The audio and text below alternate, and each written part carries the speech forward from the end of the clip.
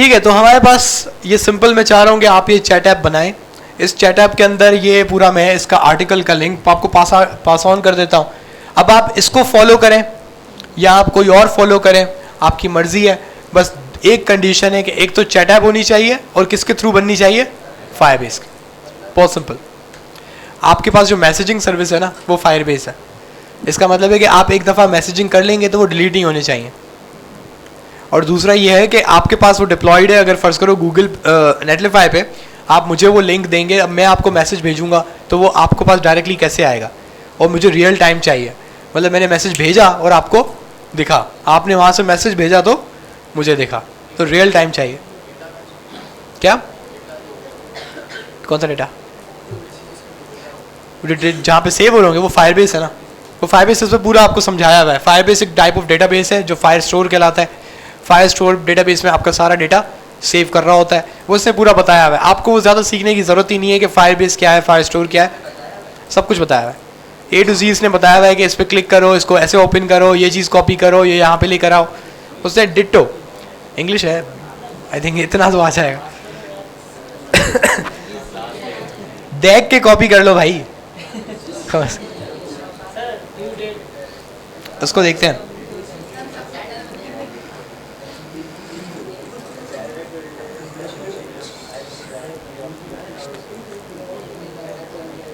इसकी last date क्या है?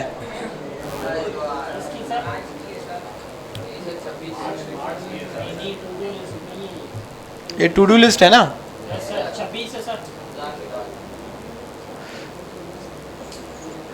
इसका डेट शो क्यों नहीं कर रहा?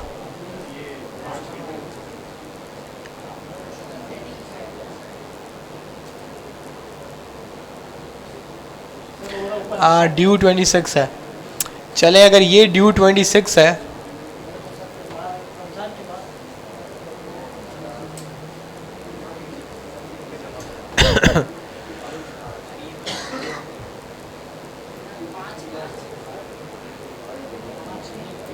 अरे वो किधर गया?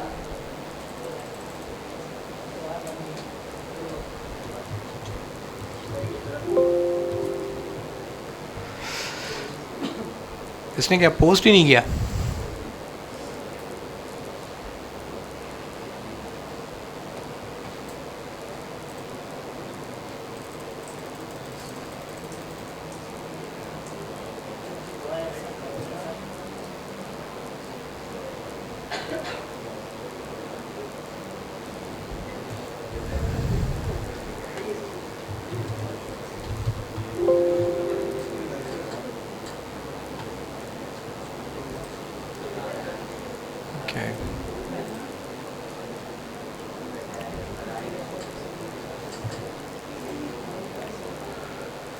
अच्छा, इसकी ड्यू डेट रख लेते हैं। आपको 26 को देनी है।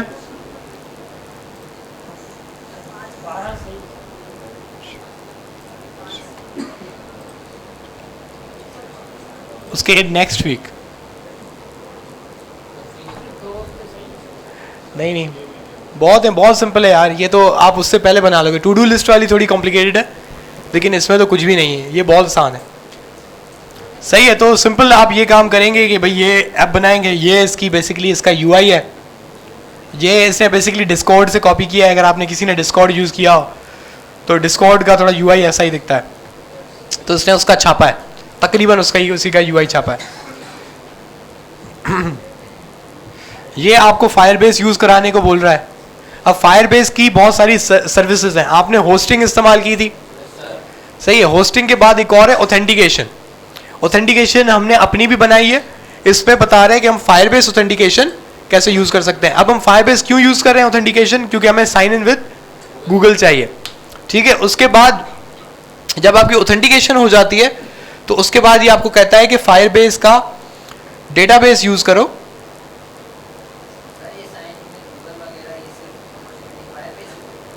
नहीं, और भी कुछ सर्विसेज हैं, लेकिन फायरबेस का सबसे पॉपुलर है।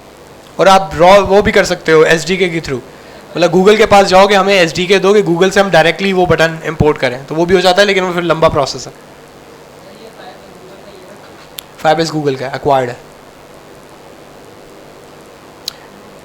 अब जैसे फेसबुक है, तो फेसबुक अपने डैशबोर्ड में पूरा वो मेथड देता है कि आप साइन इन विद फेसबुक कैसे बना सकते हैं प्योर जावास्क्रिप्ट में, प्योर रिएक्ट में। लेकिन प्रॉब्लम ये है कि वो रॉ है, मतलब कि वो आपको सारा काम खुद करना पड़ेगा। ये आपको फायरबेस सब कुछ बना बनाया देता है, बोलता है कि बस ये कमांड उठाओ, लगाओ और आपका काम हो जाएगा। तो बेसिकली ये थोड़ा सा कोड है जो उन्होंने दिया हुआ है और फाइनली इसका बन गया है। और इसके लिए जो डेटाबेस यूज़ कर रहा है वो फायर स्टोर है, उसका नाम फायर स्टोर है, जो कि फायरबेस की सर्विस है। अब डेटाबेस का थोड़ा सा अगर आप लोगों को ज़्यादा आइडिया नहीं होगा, लेकिन थोड़ा हो भी सकता है कि डेटाबेस एक सिंपल आपके पास एक सर्विस होती है जहाँ पे आपका डेटा सेव होता है। जैसे कॉन्टेक्स्ट एपीआई में हम डेटा सेव करते थे तो आपने देखा था हम पेज को रीलोड करते थे तो वो सारा डेटा उड़ जाता था। उसके बाद हमने देखा था कि अगर हम लोग जो कुकीज़ है, हम कुकीज़ में डेटा सेव कर सकते हैं, लेकिन प्रॉब्लम ये है कि वो कुकीज़ कहाँ पे सेव हुई है, आपके कंप्यूटर पे। तो मेरा जो कंप्यूटर है उस पर तो मुझे नहीं पता लगेगा कि आपने क्या सेव किया हुआ है। तो जो आपका डेटाबेस होता है वो किसी न किसी सर्वर पे पड़ा हुआ होता है जो आपका बेसिकली डेटा सारा सेव करता है। डेटा मतलब क्या है कि जैसे आपकी एरे है, जैसे आपका कोई ऑब्जेक्ट है, इस तरह की चीज़ है। बात समझ आ रही है? तो ये सिंपल सी एक चीज़ है जो आपको यूज़ करनी है और इसको चैट ऐप को बनाना है।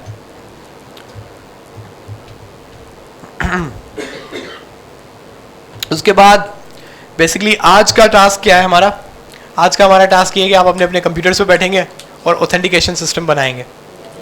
और authentication system, proper authentication system जैसे हमने बनाया था कि आप sign in sign up, loader का बटन, वो सॉरी लोडर जो हम लोड कर रहा था, इसके अलावा जो इनकी एपीआई है sign in sign up API, वो उसके साथ इंटीग्रेट होनी चाहिए और उसके बाद वो परमिशन डायनाइड वाला कंपोनेंट भी एक्टिव होना चाहिए।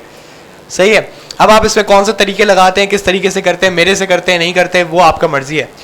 क्योंकि आप कंप्यूटर प्रोग्रामर जो होता है वो एक तरह से इंजीनियर है, वो टाइप राइटर नहीं है कि जो मैंने आपको बताया आप उसको डिट्टो फॉलो करो। अगर आपको लग रहा है कि आपके पास कोई एक अच्छा मेथड है जो ज़्यादा इजी लग रहा है आपको या आपको अच्छा लग रहा है, आप वो यूज़ कर लो। लेकिन हमें फाइनली क्या चाहिए कि हमारे पास एक साइन इन और साइन अप का आपके पास 2 पेजेस होने चाहिए। हम पहले आके जब साइन अप करेंगे तो लोडर फंक्शन आएगा और वो हमारे पास लिखा हुआ आ जाएगा साइन अप सक्सेसफुल। जब साइन अप सक्सेसफुल होगा तो वो ऑटोमेटिकली पेज कहाँ चला जाएगा? लॉगिन के पेज पे। फिर आप लॉगिन के पेज पे आके लॉगिन अपनी डिटेल्स डालोगे, आप साइन इन को क्लिक करोगे, लोडर आएगा। अरे ये सब चीज़ें की तो हुई हैं, ऐसे ऐसे शक्ल की बना रहे हो। असाइनमेंट नहीं, यहाँ पे मुझे थोड़ा देखना है कि किस कौन कितना पानी में।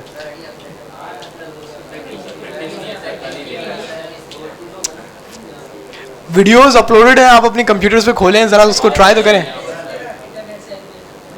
क्या चीज़?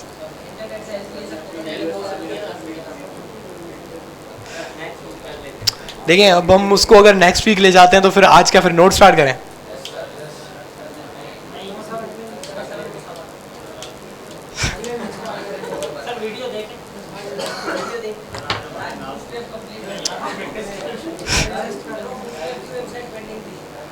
वो फजूल है।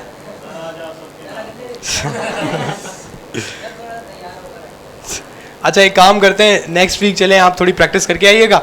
आज हम लोग थोड़ा नोड को स्टार्ट कर लेते हैं। सही है, सिंपल है, कोई ज़्यादा कोई बड़ी पंचायत वाली चीज़ नहीं है। अब नहीं, शुक्रिया। अब देखें, आप लोगों ने, मैंने जब क्लास आपकी स्टार्ट की थी तो शायद आपको पहली क्लास याद होगी जिसके अंदर हमने आपको कहा था कि वेबसाइट डेवलपमेंट के 2 पार्ट होते हैं, एक होता है फ्रंट एंड और एक होता है बैक एंड। और मैंने शायद आपको बीच में कभी ना कभी ये बात बोली होगी, जो बैक एंड वाला होता है वो थोड़ा ज़्यादा कमाता है। सही है, क्यों? क्योंकि उसका मेन काम लॉजिकल है, वो ज़्यादातर किस पे खेलता है? लॉजिक्स पे खेलता है। जो आपने फ्रंट एंड पढ़ा, फ्रंट एंड प्योरली ये है कि आप स्क्रीन पे क्या दिखाते हैं, प्योर, और कुछ भी नहीं। क्योंकि आप आज तक आपने जो भी चीज़ें पढ़ी हैं उससे आपने, जब आप उसको टेस्ट कर रहे होते थे तो उसका आउटकम कहाँ दिखता था? ब्राउज़र पे, यही होता था। तो ये हमारा बेसिकली फ्रंट एंड का पार्ट था, या आसान जबान में कहें कि जो यूज़र को दिखेगा। ठीक है। अब एक दूसरा पूरा एक सेक्शन है जो कि एक पूरी एक फील्ड है। बैक एंड डेवलपमेंट एक पूरी फील्ड है। जिस तरीके से फ्रंट एंड डेवलपमेंट एक फील्ड है, बैक एंड उससे थोड़ी बड़ी फील्ड है, क्योंकि बैक एंड में बहुत कुछ आता है। तो लेकिन आपको फील होगा कि आप बहुत लिमिटेड पढ़ रहे हैं। उसकी वजह क्या है कि आप एक ही लैंग्वेज पढ़ेंगे बैकएंड की। जब आप बैकएंड की मल्टीपल लैंग्वेजेस पढ़ते हैं तो आपको पता लगता है कि बैकएंड डेवलपमेंट कितनी बड़ी बला है। सही है। तो बैकएंड में आपके पास नॉर्मली आता क्या क्या है? पहली बात तो सबसे पहले तो बैकएंड सर्वर, जो आपके पास बैकएंड का सर्वर होता है। जो अब सर्वर क्या होता है, सर्वर बेसिकली जब आप नाम लेते हैं सर्वर, तो आप इससे दो चीज़ों की मीनिंग निकाल सकते हैं। पहली मीनिंग होती है कि एक ऐसा कंप्यूटर जिसको सारी दुनिया एक्सेस कर सकती है। अब ये क्या मकसद है इसका, आपने शायद गूगल डेटा सेंटर्स का नाम सुना है? गूगल डेटा सेंटर्स का पढ़ा है कभी? गूगल डेटा सेंटर्स, तो गूगल के पास एक बहुत बड़ी बड़ी कंपनीज है जिसको वो लोग एक नाम देता है गूगल डेटा सेंटर, जो कि कुछ इस तरीके से दिखता है। ठीक है, ये क्या होते हैं कि ये एक बहुत बड़ी सी बिल्डिंग होती है, उस क्या सुपर कंप्यूटर नहीं है ये, उसका डेटा सेंटर है। तो होता क्या है कि उसके पास एक बहुत एयर कंडीशनड एक पूरा एक फ्लोर होता है। उस एयर कंडीशनड फ्लोर पे स्टील रैक्स लगे हुए होते हैं, और वो स्टील रैक्स, मजे की बात है, जो आपका पीछे वो ब्लैक कलर का छोटा पड़ा हुआ है ना, उससे ज़्यादा मुख्तलिफ नहीं होते, तकरीबन वही सेम चीज़ होती है। तो ये एक लोहे का रैक होता है, और इस रैक के अंदर यूँ हॉरिजॉन्टल बहुत सारे कंप्यूटर्स पड़े हुए होते हैं। अब आप ये जो सारी एक एक चीज़ देख रहे हैं, ये पूरा एक एक कंप्यूटर है। अब मज़े की बात है कि इस कंप्यूटर का कोई मॉनिटर नहीं होता, बल्कि ये इंटरनेट के थ्रू एक सेंट्रल सिस्टम से कनेक्टेड होते हैं, और वहाँ से ये लोग प्रोसेस करते हैं इंफॉर्मेशन को। और मज़े की बात है कि आपको अभी देखने से लग रहा होगा भाई ये पता नहीं क्या बला चीज़ है, ये कोई मेन फ्रेम कंप्यूटर है या कोई सुपर कंप्यूटर है, कुछ ऐसा फीलिंग आती है। लेकिन अगर आप इसकी ये एक वाला ये स्लाइड देखेंगे तो ये एग्जैक्टली आप जैसा सिंपल एक कंप्यूटर होता है और कुछ भी नहीं होता। इसके अंदर एक सिंपल सा प्रोसेसर होता है, जैसे Core i5 या Core i8, जो भी Core i7, और उसके बाद एक रैम होती है। नॉर्मली जो सर्वर्स की रैम होती है वो 8 GB होती है या 16 GB होती है, और उसके बाद SSD होती है। आजकल SSD है, पहले हार्ड ड्राइव्स होती थी। जो SSD होती है अब वो सबसे आपका क्रूशल पार्ट है और सबसे आपका इम्पोर्टेंट पार्ट है। अब जो एक एक आपका ये रैक होता है, इसके अंदर 2 टेराबाइट यानी 2 TB से लेके 10 TB तक का डेटा होता है, सिर्फ एक पे। तो अब आप हिसाब लगा लेंगे, एक इसमें 2 टेराबाइट से लेके 10 टेराबाइट का डेटा है, तो इस पूरे हिस्से में कितना डेटा होगा। अभी तो आप ये सिर्फ एक रॉ देख रहे हैं, ये पूरी बिल्डिंग ही इन रैक से भरी हुई होती है। इस बिल्डिंग में और कुछ नहीं होता, बस ये स्टील के रैक्स होते हैं और उसके अंदर कंप्यूटर्स लगे हुए होते हैं और मैनेजमेंट के लिए लोग रखे हुए होते हैं। अब ये क्रैश होता है तो आपको पता लगता है कि भाई कोई सर्वर डाउन हो गया, कोई आपकी वेबसाइट डाउन हो गई, कुछ ऐसा होता है। लेकिन गूगल ने नहीं, उसका कूलिंग सिस्टम्स होता है, क्या होता है। तो इसी तरीके से हर कंपनी के अपने अपने डेटा सेंटर होते हैं, और ये डेटा सेंटर बनाना बहुत महंगा है, बहुत रिस्की है। इस वजह से इसकी यही वजह है कि पाकिस्तान में किसी भी कंपनी का डेटा सेंटर नहीं है, किसी भी बड़ी कंपनी का डेटा सेंटर पाकिस्तान में नहीं है। हम लोग मुंबई का यूज़ करते हैं, सही है। हम लोग, अगर आपको AWS यूज़ करना है, अमेज़ॉन, तो हम मुंबई यूज़ करते हैं। मुंबई में डेटा सेंटर है क्योंकि वो हमसे क्लोजेस्ट पड़ता है। तो क्यों हम लोग उसका क्यों यूज़ करते हैं, क्योंकि जब आपका डेटा सेंटर क्लोजेस्ट होता है तो आपका डेटा ट्रांसफ़र जो होता है वो फास्टेस्ट होता है। होना ये चाहिए था कि हमारे मुल्क में भी एक डेटा सेंटर होना चाहिए था जितनी हमारी आबादी है, क्योंकि डेटा सेंटर वो लोग लगाते हैं ये देख कर के इस रीजन में कितनी आबादी को ये डेटा सेंटर सर्व करेगा। अब हमारे मुल्क में 220 मिलियन लोग हैं, लेकिन वो कोई वजह है कि हमारे पास डेटा सेंटर नहीं लगा रहे। उनको पता है कि रात को ये लोग चोरी करके ले जाएंगे हार्ड ड्राइव, सही है, और लाइट चली जाएगी तो पूरा डेटा सेंटर ही बैठ जाएगा। खैर, फेसबुक का भी है, जितनी भी, क्या यार तुम क्लास के बाद आना, मैं तुम्हें समझा दूंगा। तो फेसबुक का भी डेटा सेंटर है, तो आप देख सकते हैं ये फेसबुक के डेटा सेंटर्स हैं। अच्छा, ये सिंपल कंप्यूटर्स हैं। मेन चीज़ आपको दिमाग में रखनी है क्या है, ये सिंपल कंप्यूटर। जैसे हमारा ये सिंपल कंप्यूटर है, विंडोज़ चला रहा है, बस इसमें फ़र्क ये होता है इसमें लिनक्स हुई भी होती है। अब लिनक्स इंस्टॉल करने का क्या फ़ायदा है कि लिनक्स 150 MB में इंस्टॉल हो जाती है। इनका एक सेंट्रल सिस्टम होता है, ये लोग उधर से इसको कंट्रोल कर लेते हैं। नॉर्मली इस पर मॉनिटर्स नहीं होता। इवन जब आप भी अपना कोई सर्वर ख़रीदेंगे आगे चल के, जब इंशाल्लाह आप कोई वेबसाइट डिप्लॉय करेंगे एक प्रॉपर सर्वर में, तो आपको दिखेगा कि आपका जो अपना मॉनिटर है आप उसको इस्तेमाल कर रहे होंगे इसके साथ कनेक्ट करने के लिए। तो ये डायरेक्टली टर्मिनल्स के थ्रू कनेक्ट हो रहे होते हैं, ये कभी भी डायरेक्टली मॉनिटर के थ्रू कनेक्ट नहीं होते। तो ये सारा जो आपका सर्वर है, अब मेन बात होती है कि ये हम देख क्यों रहे हैं और ये हम पढ़ क्यों रहे हैं। जब हम इस बात करते हैं बैकएंड डेवलपमेंट की, तो बैकएंड जो आपका होता है वेबसाइट का, वो नॉर्मली इस तरह के किसी ना किसी सर्वर पे डिप्लॉयड होता है। अब आपको ये बात समझने की ज़रूरत है कि ये जो आपका सर्वर है ये बिल्कुल आपके कंप्यूटर की तरह ही है। इसी जैसे आप अपने कंप्यूटर में डिपेंडेंसी इंस्टॉल करते हैं, npm इंस्टॉल करते हैं, नोड इंस्टॉल करते हैं, वैसे ही आपको इस कंप्यूटर में भी ये सारी चीज़ें इंस्टॉल करनी पड़ती हैं। तो ये बेसिकली सर्वर की लॉजिक है। अब जो बैकएंड डेवलपर होता है उसको ये बातें पता होनी चाहिए, सर्वर क्या है, मैं उसके साथ कनेक्ट कैसे करूँगा, उसमें चीज़ों को इंस्टॉल कैसे करूँगा, उसमें अपना कोड कैसे रखूँगा और उस कोड को अप कैसे करूँगा, यानी कि चलाऊँगा कैसे। ये बैकएंड डेवलपर का काम है। उसके बाद बैकएंड डेवलपर का क्या काम है कि वो कोड लिखना जो उस सर्वर के अंदर चलेगा। अब उस कोड को हम लोग बैकएंड कोड कहते हैं या वेबसाइट का बैकएंड कोड।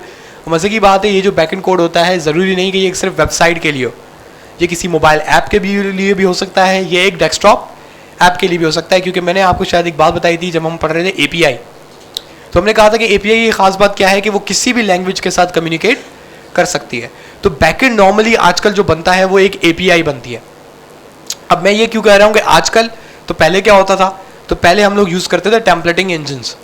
अब ये टेम्पलेटिंग इंजन्स क्या होते हैं, जब हम Node.js को स्टार्ट करेंगे तो आपको थोड़ी ये बात समझ आ जाएगी कि टेम्पलेटिंग इंजन में क्या फ़र्क है और API में क्या फ़र्क है। तो क्योंकि अब हम लोग API बनाते हैं, तो API को आपका वेबसाइट भी कंज्यूम कर सकती है, यानी कि यूज़ कर सकती है, आपकी मोबाइल ऐप भी यूज़ कर सकती है, आपकी डेस्कटॉप ऐप भी यूज़ कर सकती है, आपका IoT डिवाइस भी यूज़ कर सकता है। IoT पता है क्या होता है? Internet of things. जैसे आपके पास वेयरेबल है एप्पल वॉच, किसी को पहने हुए देखी है? तो एप्पल वॉच जो होती है, जो आपका एक फिटबिट होता है, ये सारी जो चीज़ें हैं, ये आपके पास जो छोटे छोटे डिवाइसेस हैं, ये सारी क्या कहलाती हैं? IoTs।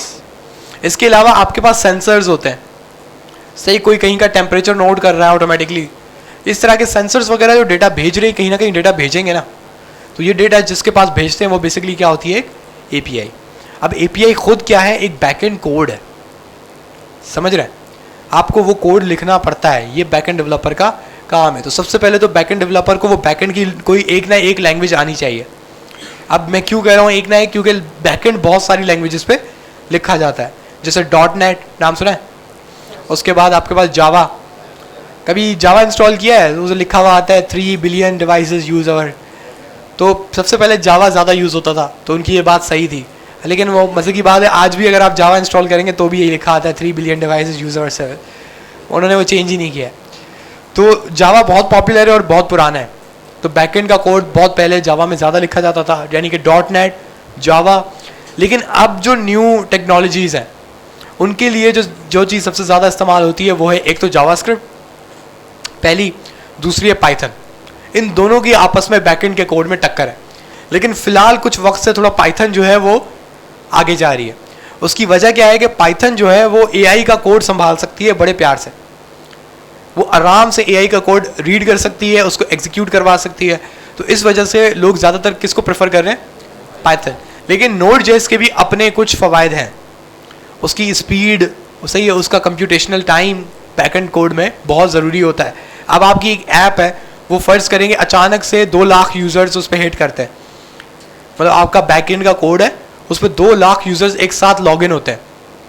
अब 2 लाख लोगों का लोड एक साथ संभालना, इसके लिए अब आपको जो सर्वर चाहिए वो बेहतरीन चाहिए, आपका कोड जो है वो बेहतरीन होना चाहिए। तो Node.js इस तरह के मामलात में बहुत अच्छा परफॉर्म करता है, आपको ज़्यादा तंग किए बगैर। पाइथन जो है वो ज़्यादा प्रोसेसर उठा लेता है, समझ रहे हैं? तो ये थोड़ा सा फ़र्क है पाइथन और उसमें। लेकिन आपको कोई ना कोई एक ज़बान आनी चाहिए। हमारे कोर्स का जो पार्ट है वो कौन सी है? Node.js। तो नोड एक हमारे पास लैंग्वेज है। और नोड हमने क्यों चूज़ की थी?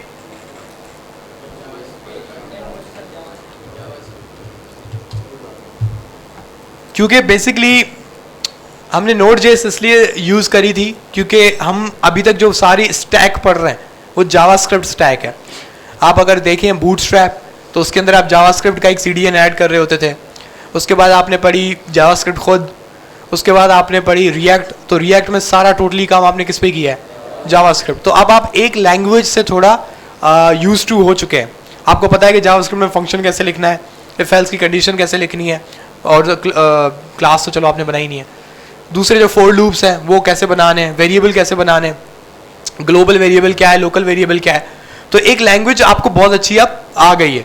अब वो लैंग्वेज आपको यूज करना आ गई है, तो अब हम अगर सर्वर पर आके आपकी लैंग्वेज ही बदल दें तो आप तो आगे पीछे घूमने लग जाओगे। तो इस वजह से Node.js जो है ये जावास्क्रिप्ट में ही लिखा हुआ एक कोड है, जिसके जरिए आप क्या बना सकते हैं, बैकएंड कोड पूरा एक बना सकते हैं, या बैकएंड सर्वर आप बना सकते हैं। अब Node.js को Node.js क्यों कहा? जिस तरीके से सिंपल जावास्क्रिप्ट थी, सिंपल रिएक्ट थी, तो ये नोड की जरूरत क्यों पड़ी? तो आपने शायद एक चीज नोट की हो या ना की हो कि रिएक्ट में आपने जितना काम किया, जावास्क्रिप्ट या रिएक्ट में जितना काम किया, उसके अंदर फाइल सिस्टम इन्वॉल्व नहीं था। आप किसी ने बात नोट की है? फाइल सिस्टम से क्या मुराद है कि ये कभी नहीं हुआ कि आपने रिएक्ट में कुछ ऐसा काम कर दिया हो कि रिएक्ट को आपने कहा हो कि मेरे उस फोल्डर के पास जाओ, ये वाली फाइल उठा के और इस यूजर को दे दो। इस तरह का काम आपने नहीं किया होगा। हाँ, आपने तस्वीरें इंपोर्ट की होंगी, आपने कुछ और चीजें इंपोर्ट की होंगी, लेकिन ये नहीं हुआ होगा कि आपने रिएक्ट को कहा हो कि मेरे कंप्यूटर में जाओ, ये टेक्स्ट फाइल पड़ी हुई है, इसको उठा के लाओ, उसको ओपन करो, आप उसमें कोई चीज लिखें और वो दोबारा उसको सेव कर दे। कभी ये सुना है रिएक्ट में होता हुआ? नहीं होता। सिंपल जावास्क्रिप्ट में भी नहीं होता। उसकी वजह क्या है कि सिंपल जावास्क्रिप्ट या सिंपल रिएक्ट, उसकी दुनिया कहां तक है? ब्राउजर तक। और नॉर्मली ब्राउजर जो है आपका, वो आपके फाइल सिस्टम को एक्सेस नहीं कर सकता। मेन टेक्निकल पॉइंट ये है कि आपका जो ब्राउजर है वो लिमिटेड है।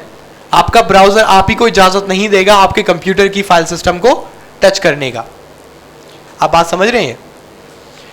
तो अब ये एक प्रॉब्लम था। अब आपको जब सर्वर लैंग्वेज चाहिए, यानी कि आपको बैकएंड डेवलपमेंट की लैंग्वेज चाहिए, तो बैकएंड डेवलपमेंट तो ना सिर्फ फाइल सिस्टम पे अपना असर रसूख मांगती है, बल्कि जो आपके कंप्यूटर पे दूसरे सिस्टम्स हैं, जैसे आपका क्लॉक है, जैसे आपका वेदर है, टेम्परेचर कंट्रोल्स हैं, दूसरे सेंसर्स हैं, वो कहता है मुझे उनकी भी इंफॉर्मेशन चाहिए।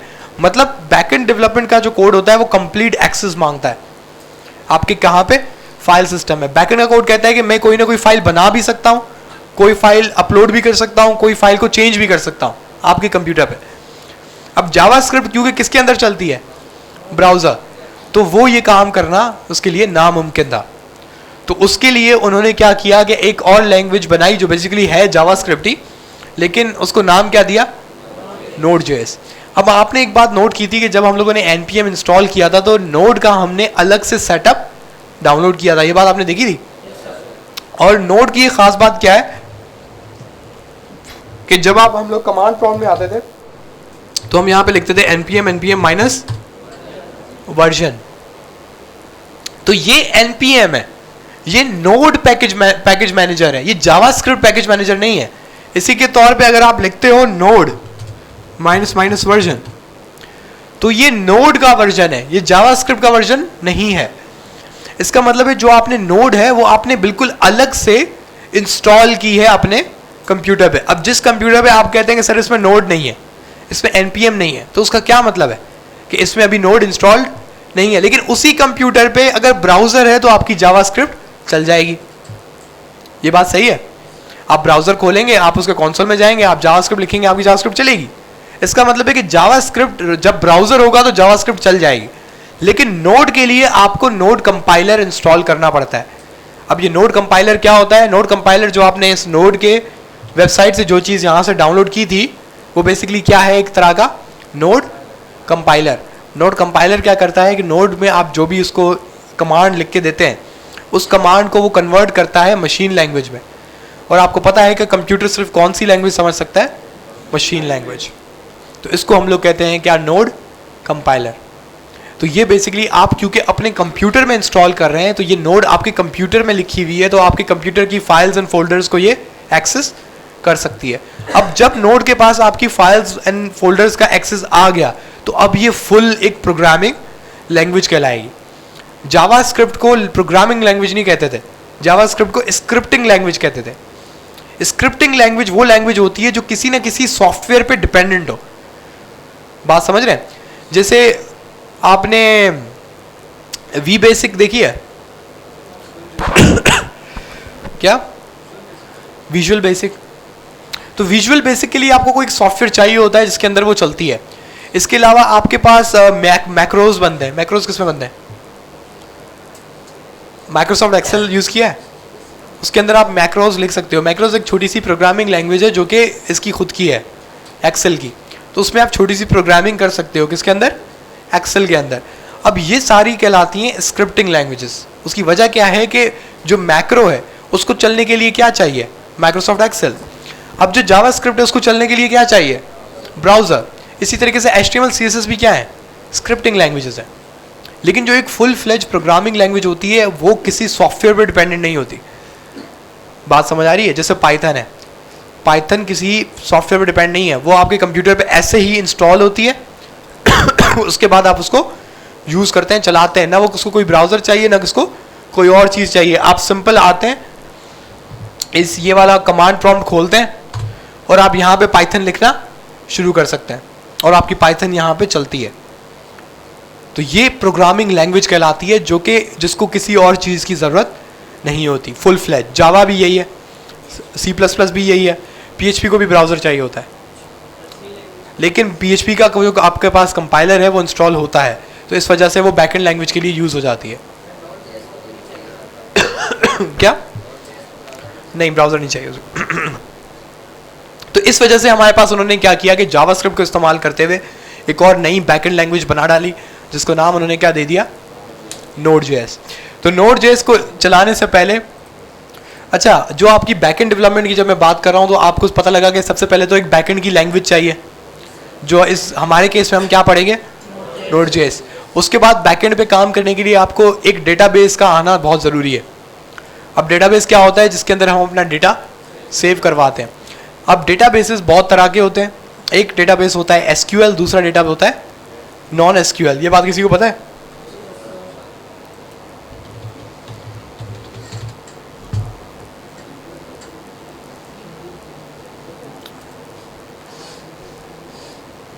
किसी ने इस तरह की फोटो पहले कभी देखी है? टेबल्स। ये एक टाइप ऑफ डेटाबेस है जिसको हम लोग कहते हैं SQL डेटाबेस। क्या कहते हैं? जिस डेटाबेस की टेबल एंड रॉज हो उसको हम लोग क्या कहते हैं? SQL database. और जिसकी ये रॉज वगैरह ना हो, कॉलम ना हो, उसको हम क्या कहते हैं? Non SQL। अगर इसकी टेबल एंड रॉ नहीं होंगी तो हम इसमें डेटा कैसे सेव करेंगे? एक सवाल हो सकता है। तो नॉन SQL डेटाबेस जो होते हैं वो पूरा का पूरा JSON ऑब्जेक्ट सेव करने की काबिलियत रखता है। सही है? जो नॉन SQL है वो पूरा का पूरा क्या सेव कर लेते हैं? JSON। और जो आपका SQL है वो क्या सेव कर रहे होते हैं? टेबल, पूरा एक टेबल, रॉज एंड कॉलम्स। बात समझ आ रही है? हम जो आपको डेटाबेस पढ़ाएंगे उसका नाम MongoDB है, और MongoDB एक non SQL type of database है। अब नॉन SQL का क्या मतलब है कि वो क्या सेव कर सकता है? JSON। MongoDB पूरा का पूरा क्या सेव कर सकता है? JSON। अब MongoDB क्योंकि JSON सेव कर सकता है, तो जो जो डेटा टाइप JSON में आ सकती हैं वो मतलब डेटा टाइप इस डेटाबेस में सेव हो जाएंगी। अब JSON में क्या क्या आ सकता है? स्ट्रिंग आता है, नंबर आता है, उसके बाद एरे आता है, यानी कि लिस्ट आती है एरे, उसके बाद ऑब्जेक्ट आता है और बूलियन आता है। यानी ये पूरा जो डेटा टाइप्स हैं ये सारी इस डेटाबेस में सेव हो जाएंगी। अब आपको बैकएंड डेवलपर बनने कहलाने के लिए आपको एक बैकएंड लैंग्वेज चाहिए, आपको डेटाबेस का पता होना चाहिए, तीसरा आपको क्लाउड कंप्यूटिंग का थोड़ा आइडिया होना चाहिए। क्लाउड कंप्यूटिंग क्या था? उसकी शुरुआत तो वही थी जब मैंने आपको डेटा सेंटर दिखाया कि भाई डेटा, ये पूरा जो वेबसाइट है ये सेव कहाँ हो रही है, तो ये क्लाउड कंप्यूटिंग का थोड़ा पार्ट होता है। उसके अलावा आपको ये डेटाबेस, ये आपका बैकएंड, ये कहाँ पे डिप्लॉय होगा, फिर ये API की लिंक आपको जनरेट करवानी है, फिर ये API की लिंक आपको फ्रंट एंड वाले को देनी है और उसको समझाना है कि इसको इस्तेमाल कैसे करना है। ये पूरा काम किसका है? बैकएंड डेवलपर का। अब बैकएंड डेवलपर का क्यों कम कहते हैं कि वो तो उसके थोड़े पैसे ज़्यादा होते हैं, उसकी सैलरी ज़्यादा होती है। उसकी वजह ये है कि वो फंक्शनैलिटी बनाता है, ठीक है, वो पूरा का पूरा ब्रेन बनाता है आपके वेबसाइट का। अब जैसे कि जो फ्रंट एंड डेवलपर है वो फॉर्म बना के छोड़ देगा, उसका काम कहाँ तक है? फॉर्म बनाते तक। फॉर्म बन गया तो वो घर चला जाएगा। अब वो फॉर्म बन तो गया है, लेकिन अब वो फॉर्म कहाँ जाएगा, कहाँ सेव होगा, और हमारा जो एडमिन है उसको कहाँ पे दिखेगा? अब ये सारा मसला किसका है? बैकएंड वाले का है। बात समझ आ रही है? इसी तरीके से अब आपके पास एक ग्राफ बनता है, फर्ज करेंगे कि प्रॉफिट एंड लॉस का ग्राफ बनता है। अब वो ग्राफ कि एक रिएक्ट की लाइब्रेरी फ्रंट एंड डेवलपर उठाएगा, अपने आपके रिएक्ट में लगाएगा, जिसने नहीं हमने स्पिनर निकाला था, वो ग्राफ उसमें लगाएगा, बोलेगा मेरा काम खत्म। अब इस ग्राफ का जो पूरा डेटा है वो किसको जनरेट करवाना है? Backend developer. अब बैकएंड डेवलपर अपने डेटाबेस में देखेगा कि प्रॉफिट एंड लॉस पहले तो मैं कैलकुलेट कैसे करूं, मेरे पास क्या क्या चीज़ें पड़ी हुई है, मेरे पास रेवेन्यू पड़ा हुआ है, मेरे पास कॉस्ट पड़ा हुआ है, मेरे पास मार्केटिंग कॉस्ट पड़ा हुआ है, मेरे पास फिक्स्ड कॉस्ट पड़ा हुआ है, मेरे पास वेरिएबल कॉस्ट पड़ा हुआ है। वो पहले वो सारे डेटा को लेकर आएगा, उसको प्रोसेस करेगा, उसके सारे डेटा पॉइंट्स बनाएगा और उससे वो सारा वो क्लीन डेटा बना के कहाँ भेजेगा? वापस फ्रंट एंड वाले। और फ्रंट एंड वाले इतने पागल होते हैं कि वो उल्टा डिमांड करते हैं कि हमें डेटा ऐसे नहीं ऐसे भेजो। उसको थोड़ा बोलो ना भाई जावास्क्रिप्ट तुम्हें भी तो आती है, थोड़ा सा इसको वेरिएबल में सेव करके इसको ऐसे कर दो। वो कहता है नहीं मुझे तो ऐसा ही चाहिए। तो उनके ना थोड़े ऐसे नखरे भी बर्दाश्त करने पड़ते हैं। लेकिन हमारा जो बैकएंड डेवलपर होता है वो उसका ज़्यादा इतना काम होता नहीं है, लेकिन जितना काम होता है वो बड़ा दिमाग वाला होता है, क्योंकि उसका काम है वो फंक्शनैलिटी बनाना। अब यहाँ फंक्शनैलिटी में क्या मसले मसाइल आते हैं? अब जैसे कि एक रिसेंट अभी मैं एक प्रोजेक्ट पे काम कर रहा हूँ, उसका जो प्रीवियस पुराना डेवलपर था वो एक इंडियन था, सही है। उसने उसके बैकएंड जो कोड है उसका पूरा कबाड़ा किया हुआ है, पूरी तबाही की हुई है। क्यों? क्योंकि बैकएंड पे ना आपके पास एरर्स बहुत आते हैं। एरर्स क्यों ज़्यादा आते हैं? क्योंकि फर्ज करें कि आपको नेम और फ़ोन नंबर चाहिए था। अब नेम का डेटा टाइप क्या होगा? स्ट्रिंग। और फ़ोन का डेटा टाइप क्या होगा? नंबर। और टाइप ऑफ नंबर स्ट्रिंग होता है, लेकिन अभी एग्जांपल ले लेते हैं नंबर। तो एक हमें चाहिए क्या? स्ट्रिंग। और एक हमें चाहिए क्या? नंबर। फॉर एग्जाम्पल जो आपका फ्रंट एंड वाला है उससे गलती हो गई और उसने ना वो आईडी गलत भेजी, मतलब कि आपका जो नाम जाना चाहिए था नेम की प्रॉपर्टी में, उसने भेज दिया यूज़र नेम। अब आपका सर्वर क्या क्या एक्सपेक्ट कर रहा होगा कि मेरे पास क्या आएगा? नेम। उसको मिल क्या गया? User name. अब क्योंकि वो कोड है वो तो तबाह हो जाएगा, आपका सर्वर क्रैश। अब क्लाइंट आपसे ये नहीं बोलता कि ये क्या हुआ, सेम होनी चाहिए। अब क्लाइंट को ये नहीं पता कि किसकी गलती है, क्लाइंट सीधा आपके पास आएगा। फ्रंट एंड वाला बोलेगा मेरे को तो कुछ नहीं पता, मेरा कोड चल रहा है, देखो वेबसाइट चल रही है, खोलो, चल गया, खुल गई। बोले मेरी कोई गलती नहीं है भाई, आपका सर्वर। वो उल्टा तुम्हें कॉल कर रहा होगा, यार तुम्हारा सर्वर फिर से डाउन हो गया, भाई क्या करते रहते हो यार, उसको सही से तो बनाओ। तो अब ये आपका मसला है कि आपको बिफोर हैंड सोचना पड़ता है कि भाई क्या क्या एरर हो सकता है, फ्रंट एंड वाला क्या क्या पागलपन कर सकता है। फिर फ्रंट एंड वाला अलग पागलपन करता है, फिर उसके बाद यूजर पागलपन अलग करता है। अब जैसे कि जाना चाहिए था नाम, उसने फर्ज करो 000 भेज दिया। अब ये आपको खुद चेक करना पड़ेगा, क्योंकि अब वो जो क्लाइंट है वो अपना डेटाबेस चेक करेगा, वो कहीं पर नाम की जगह पे आ रहा होगा 000, अब वो आपके पीछे पड़ जाएगा, यार ये क्या बकवास है, तुमने चेक नहीं लगाया था कि अगर नाम सही ना आए तो वो उसको एरर जाए कि भाई नाम तो सही लिखो। अब ये सारी चीज़ें आपको पहले से तैयार रखनी पड़ती हैं, इफ एल्स की कंडीशंस बनानी पड़ती हैं, ये सब कुछ आपको पहले तैयार रखना पड़ता है।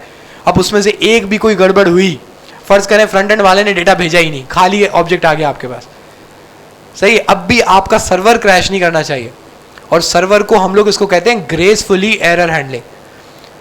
ग्रेसफुली एरर हैंडलिंग क्या होती है कि आपने पहले से कंडीशन बनाई हुई थी कि ये पागलपना हो सकता है, तो आपके इफ एल्स कंडीशन को पता लग गया कि भाई डेटा कोई भी आया ही नहीं, तो उसका रिस्पॉन्स आपने पहले से तैयार करा हुआ है कि भाई आपने तो कोई डेटा भेजा ही नहीं। अब जब आपने डेटा नहीं भेजा तो मैं इसको प्रोसेस क्या करूँगा? तो ये सारा बैकएंड डेवलपर का काम होता है। तो वो मैं जिसकी बात करा रहा था, वो इंडियन वाला जो बंदा था, उसने क्या हरकत की थी, आपने ट्राई कैच ब्लॉक हमने पढ़ा है। जावास्क्रिप्ट में एक तरीका है जो मैंने आपको जानबूझ के नहीं पढ़ाया था, वो होता है ट्राई कैच ब्लॉक। अब ट्राई कैच का क्या फायदा होता है? ये दिखना और बहुत आसानी है।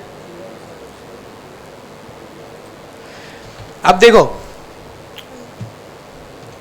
इसने देखें यहाँ पे क्या किया हुआ है, पहले लिखा हुआ है ट्राई पे उसने लगाया हुआ है एक कर्ली ब्रेसेस, और कर्ली ब्रेसेस में कुछ ना कुछ कोड लिखा है। उसके बाद क्या लिखा हुआ है? कैच, और कैच में ब्रैकेट में उसने क्या पास किया हुआ है? एरर, और एरर के बाद कुछ ना कुछ कोड किया हुआ है। अब सीन क्या होता है कि जब उनको डर होता है ना यार ये कोड क्रैश करेगा या कोई ना कोई मसला होगा, तो उसको कहाँ पे लिख देते हैं? ट्राई के अंदर। अब ट्राई की खास बात ये है कि कोड फटे, कोड के पास कोई भी मसला हो, कोड कोई भी एरर दे, आपने पूरा का पूरा कोड ही गलत लिखा हुआ है, कुछ भी किया हुआ है, तो आपका सर्वर एरर नहीं देता, आपका कोड ब्रेक नहीं होता, बल्कि क्या चल जाता है, कैच। अब इसने देखें क्या हरकत की हुई है, अलर्ट की जगह उसने क्या लिखा हुआ है, ADDLERT, मतलब उसने पूरा पूरा फंक्शन का नाम ही गलत लिखा हुआ है। तो लेकिन यहां पे उसने क्या लिखा, इज नॉट डिफाइंड, क्यों, क्योंकि क्या चल गया, कैच। तो ये कोड ब्रेक नहीं हुआ। कोड ब्रेक ना होने का क्या मतलब है कि आपकी रिएक्ट की ऐप चल रही है, सही है, तो आपकी रिएक्ट की ऐप चल रही है। आपने कभी कभी देखा है आप अंदर कोई कोड में कोई चेंजेस करते हैं तो आपका रिएक्ट का सर्वर रुक जाता है, फिर आप उसको दोबारा npm स्टार्ट करके चलाते हो। इसको हम कहते हैं कोड को ब्रेक होना, यानी कि आपका एक सर्वर चल रहा था वो ब्रेक हो गया, अब चूंकि वो ब्रेक हुआ तो उसको दोबारा से स्टार्ट करने की जरूरत है। क्या आप कोई उल्टी सीधी मतलब कोई वर्ड लिख लें रिएक्ट के अंदर तो वो उस पर क्रैश करेगा, बल्कि अगर वो क्रैश नहीं कर रहा तो उन्होंने इसको इसके ऊपर उन्होंने यही ट्राई कैच ब्लॉक लगाया हुआ है कि आपको वो एरर थ्रो करके दिखा देता है। लेकिन पाइथन या दूसरी बैकएंड लैंग्वेजेस में ऐसा नहीं होता, आप उसमें एरर देंगे वो क्रैश कर जाता है, वो मतलब कोड ही रुक जाता है, फिर आपको उसको दोबारा से npm स्टार्ट करना पड़ता है। तो उसकी वजह से उन्होंने वो लोग क्या करते हैं, सारा का सारा कोड जो जिस पे उनका डर होता है ना, वो उसको किसमें के अंदर फेंक देते हैं, ट्राई के अंदर। अब ट्राई के अंदर कोई भी पंचायत होगी, कुछ भी होगा तो क्या चल जाएगा, कैच, लेकिन कोड ब्रेक नहीं होगा। अब लेकिन जो बैकएंड डेवलपर होता है, जो अच्छा बैकएंड डेवलपर होता है, उसको अपने कोड पे इतना भरोसा होता है कि अब उसने इतनी सारी कंडीशंस हैंडल की हुई होती है, उसको पता है कि भाई कुछ भी हो जाएगा, मेरा कोड ब्रेक नहीं होगा। तो होना ये चाहिए कि आप हर कंडीशन को खुद से हैंडल करो। लेकिन उस बंदे ने क्या किया हुआ था जिसकी मैं बात कर रहा हूँ, जो इंडियन था, उसने तकरीबन सारा जो कोड है, सारा कोड, पूरे सर्वर का कोड, उसको किसके अंदर डाला हुआ था, ट्राई ब्लॉक के अंदर। तो उसकी वेबसाइट ना अजीब हरकतें करती थी, मतलब पहले चलती थी, फिर अचानक से कोई बटन दबाओ कुछ भी नहीं होता था, सही है, फिर वो अचानक से लोडिंग करना शुरू कर देती थी, तो बाय चांस। तो वो मुझे बोल रहा था ये क्या हो रहा है, तो मैंने बोला यार बड़ी अजीब सी बात है कि कम से कम एरर तो देना, एरर भी नहीं दे रहा और अजीब अजीब हरकतें भी हो रही हैं। तो जब मैंने उसका कोड खोला तो मैंने मुझे दिखा कि भाई पूरा का पूरा उसका जो बैकएंड का कोड है वो किस में पड़ा हुआ है, ट्राई के अंदर। अब उसमें हो क्या रहा था कि अगर कोई भी एरर उठ रहा था तो क्या चल जाता था, कैच, लेकिन सर्वर क्रैश नहीं करता था। तो मैंने उसको वीडियो कॉल, उस पर वीडियो बोल रहा हूँ, स्क्रीन शेयर पे मैंने दिखाया कि भाई ये देखो ये ट्राई लगा हुआ है, और मैंने उसको समझाया कि इस ट्राई का मतलब ये है कि अब आप जो भी एरर इस पर आएगा वो आपको पता ही नहीं चलेगा, और ना आपका वो जो सर्वर है वो एरर देगा। तो तब उसको समझ आई कि जो पुराना वाला बैकएंड डेवलपर था वो उसको चूना लगा के जा चुका है, सही है, क्योंकि उसने बेसिकली पैसे लेने के लिए आपको क्या करना होता है, आपको डेमो देना होता है, आपको आपने जो काम किया है वो काम चला के दिखाना होता है। तो अब उसने जो कोड किया हुआ था उसको पता था कि भाई मैंने इतने भंड मारे हैं, इतने भंड मारेंगे, कहीं ना कहीं तो फटेगा, तो उसने सारा का सारा कोड किस में डाल दिया, ट्राई कैच में। और जब उसने टेस्ट किया होगा उसको कोई भी एरर नहीं दिखा होगा, सर्वर चल रहा होगा, उसने कहा होगा बेहतरीन, उसने पैसे पास कर दिए होंगे। तो उसके साथ थोड़ा सा ये प्रैंक हो गया था। तो मुझे उसने कहा कि अच्छा, मुझे उसने काम दिया था एक छोटी सी कोई चीज़ ऐड करने का, बनाने का, तो मैंने तो बोला भाई इस कंडीशन पे तो मैं कोई भी चीज़ नहीं कर सकता।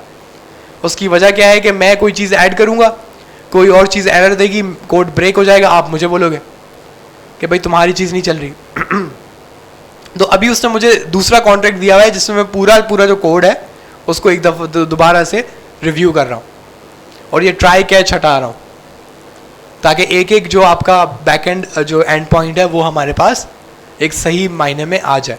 तो बैकएंड डेवलपर के ऊपर जिम्मेदारी बहुत होती है, सही है, क्योंकि आपका सर्वर एक ही होता है। फ्रंट एंड बहुत मुश्किल है कि ब्रेक हो, बहुत मुश्किल है। ज़्यादा से ज़्यादा क्या होता है कि पेज को रीलोड कर दो, दोबारा सब कुछ सही हो जाता है, सही है। एक और आपके पास प्रोडक्शन सर्वर्स होते हैं, वो भी ऐसे होते हैं कि वो उसको फोर्सफुली रीस्टार्ट कर देते हैं, तो उधर क्रैश होना ज़्यादा मुश्किल है, मतलब ईजिली क्रैश नहीं होता। लेकिन जो बैकएंड है वो यूँ क्रैश होता है। अब बैकएंड के क्रैश होने का मतलब ये है कि आपका जो डेटाबेस के साथ कनेक्शन था वो भी कट जाता है। अब आपके पास डेटाबेस का कनेक्शन कट गया है, इसका मतलब है कि जब आप लॉगिन करने की कोशिश करोगे तो वो लॉगिन हो ही नहीं पाएगा, क्योंकि आपका जो आपके पास डेटाबेस का कनेक्शन है वो किससे होके जाता है, बैकएंड के कोड से या आपके सर्वर से। तो सर्वर बेसिकली दो चीज़ों के लिए इस्तेमाल होता है, एक तो सर्वर आपके बैकएंड कोड को भी कहते हैं और एक सर्वर आपके उस कंप्यूटर को भी कहते हैं जिसके अंदर आपका बैकएंड का कोड पड़ा हुआ है। तो ये कहानी समझ आ रही है? तो ये पूरा बैकएंड डेवलपमेंट का कोड होता है। और नॉर्मली जब आप यहाँ से रिएक्ट या कुछ भी नोड.जेएस पढ़ के जाते हैं तो कोई भी कंपनी वाला आपको डायरेक्टली अपना बैकएंड के कोड को छिड़खानी करने की इजाज़त नहीं देता। नॉर्मली वो कहता है कि आपको पहले 1-1.5 साल का एक्सपीरियंस होना चाहिए, उसके बाद वो कहता है कि अब तुम मेरे बैकएंड के कोड पे तुम आ जाओ। इंटर्नशिप भी वो 3 महीने की आपको ज़्यादातर फ्रंट एंड का ही काम देंगे, बैकएंड का काम नहीं देंगे, क्योंकि बैकएंड का काम नॉर्मली जो उधर सीनियर डेवलपर होता है ना वो खुद हैंडल कर रहा होता है। उधर ज़्यादा चीज़ें सीख सकते हैं लेकिन वो आपको बैकएंड का कोड ज़्यादा छेड़ने नहीं देंगे। नहीं वो तो जाहिर सी बात है, वो तो मैं कह रहा हूँ कि आपको करनी चाहिए, मैं कह रहा हूँ कि लेकिन वो बैकएंड के कोड को आपको नहीं छेड़ने देंगे। उसकी वजह क्या है कि वो चाहते हैं कि इसके अंदर कोई ना कोई मसला ना हो, क्योंकि उनको पता है कि फ्रंट एंड में आप कोई भंड मारे होगे ना वो नज़र आ जाएगा कि भाई ये चीज़ ऐसे होनी चाहिए थी, ऐसे यूज़ हो रही है, तो उस पर थोड़ा डिफ्रेंशिएट हो रहा है। ठीक है, बाकी जो बैकएंड का कोड होता है वो तो आपको पता ही नहीं चलता। नहीं, रिएक्ट का तो आपको पता चल जाता है, नीचे भी आ जाता है कि भाई ये एरर है, ये एरर है।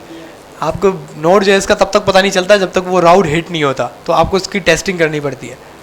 आपको खुद वो बार बार हिट करना पड़ता है अलग अलग तरीक़ों से, कि आपको इसको हम टेस्टिंग फेज कहते हैं, तो उसको ट्रायल एंड टेस्ट आप करने होते हैं। लेकिन उसका एक पूरा सीक्वेंस होता है कि जैसे अगर यूज़र नेम पासवर्ड जाना है तो आप प्रॉपर्टी का नाम गलत लिख दो, पहला टेस्ट। दूसरा टेस्ट होता है कि आप एक प्रॉपर्टी गायब कर दो, सही है। तीसरा टेस्ट होता है कि आप वो डेटा टाइप जो वो एक्सपेक्ट करता है उस वो वाली डेटा टाइप ना भेजो, समझ रहे हैं? तो इस तरीके से 1 by 1 आप टेस्टिंग कर रहे होते हैं।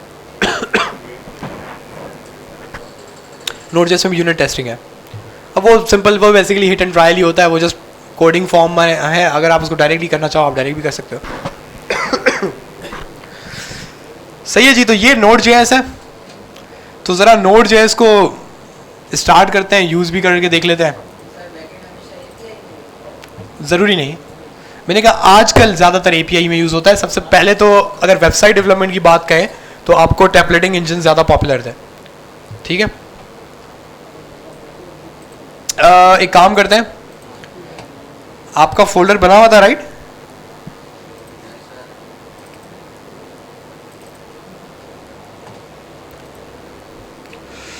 इधर हम लोग एक नया, इसको डिलीट कर लेते हैं और इधर हम लोग न्यू एक बनाते हैं फोल्डर सर्वर के नाम का।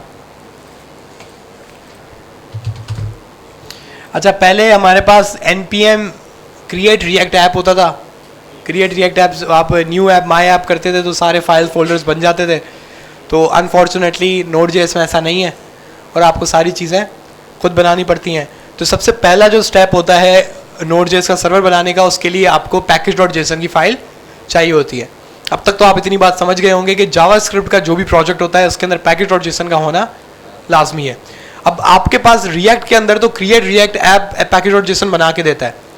अब यहाँ पे कैसे बनेगी, उसके लिए हम एक पहली कमांड चलाते हैं npm init। सही है, npm init का मेन काम क्या होता है इस फोल्डर के अंदर package.json को बनाना। अब जब आप इस पे npm init करोगे तो आपसे ये कुछ सवालात पूछता है। अब पहला सवाल क्या पूछ रहा है, पैकेज नेम, आपके पैकेज का नाम क्या है। लेकिन मेरी आपसे सलाह होगी कि क्या करते जाओ, एंटर कर दो जब तक वो आपसे पूछे ना इज दिस ओके, और यस हो जाएगा ऑटोमेटिकली और आप इस लाइन पे आ जाओगे। जब आप इससे बाहर आ जाओगे तो आप पीछे जाओ तो क्या बन चुका है, package.json। जब आप package.json को ओपन करोगे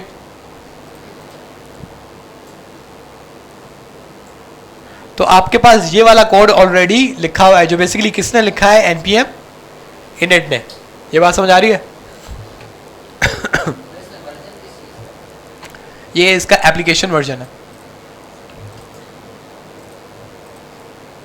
अब आपको दूसरी चीज पता है कि हम यहां पे क्या ओपन करेंगे, VS कोड।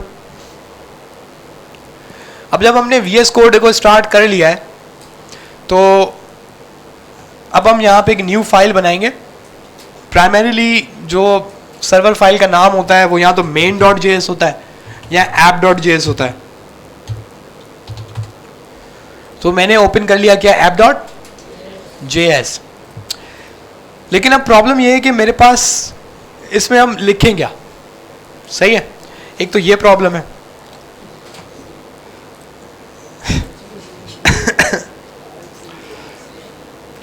अच्छा, अगर हम लोग एक काम करें इधर, क्या चीज़, RFC यहाँ काम नहीं करेगा। अगर हम यहाँ पे लिखें console.log, मैं कहता हूँ हेलो, ठीक है। अब प्रॉब्लम ये है कि ये तो ब्राउज़र नहीं है, सही है, और मैंने कहा कि Node.js ब्राउज़र के अंदर चलती भी नहीं है। Node.js आपके डायरेक्टली कहाँ चलती है, आपके कंप्यूटर में। तो अब ये चलेगी कैसे,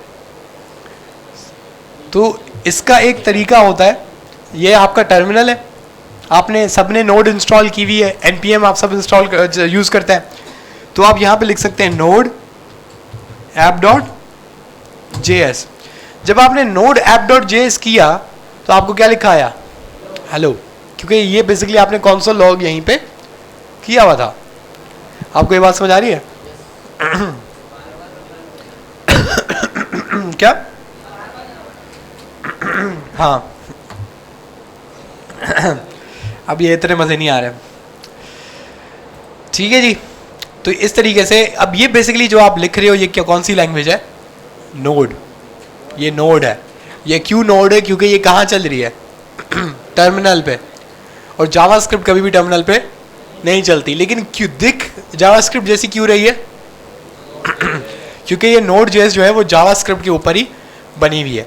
तो जब आप इसको करते हैं node app.js, तो ये बेसिकली क्या करता है, app.js को कन्वर्ट करता है किसमें, मशीन लैंग्वेज में, और मशीन लैंग्वेज इसको चला देती है। तो मशीन को पता लगा कि आप क्या प्रिंट कराना चाह रहे हो, हेलो।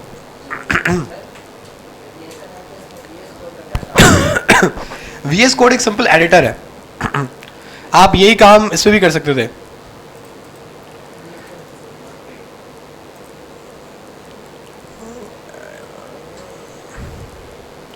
बड़ी बात, इसमें नोटपैड ऐसे डायरेक्टली नहीं दिखा रहा।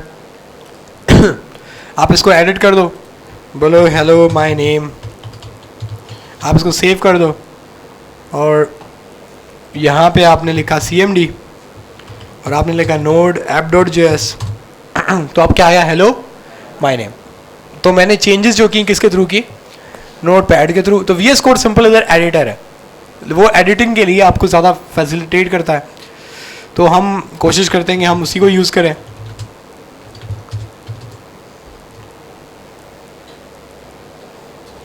इसी तरीके से क्योंकि ये नोड है तो इसमें सारे जो जावास्क्रिप्ट वाले फंक्शनैलिटीज़ हैं वो भी काम आती हैं। जैसे आप फंक्शन लिखते थे, जैसे आप वेरिएबल बनाते थे, जो डेटा टाइप आप यूज़ करते थे, वो सारा सब कुछ यहाँ पे चल सकता है।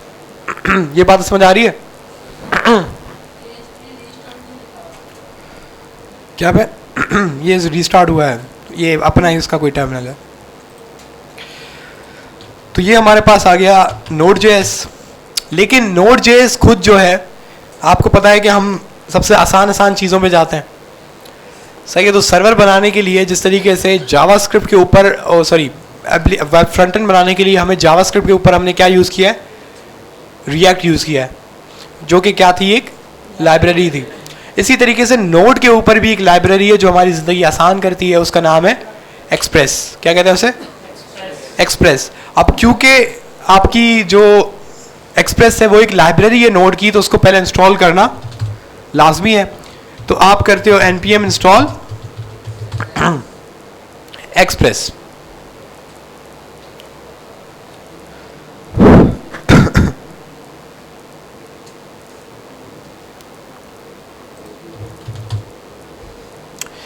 जब आप एक्सप्रेस को इंस्टॉल करोगे तो यहां पे आपके पास, आपको पता है कि क्या बन के आ जाएगा, नॉड मॉड्यूल्स, मशहूर ज़माना नॉड मॉड्यूल्स, जिसके अंदर आपके पास क्या चीज़ सेव हुई होगी, लाइब्रेरी सारी।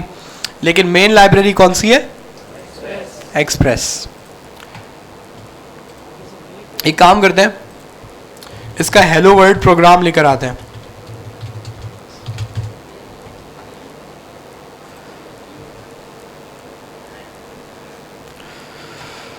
तो इधर कुछ हमारे पास न्यू चीज़ें आपके सामने आएंगी, उनको भी देख लेते हैं पहले।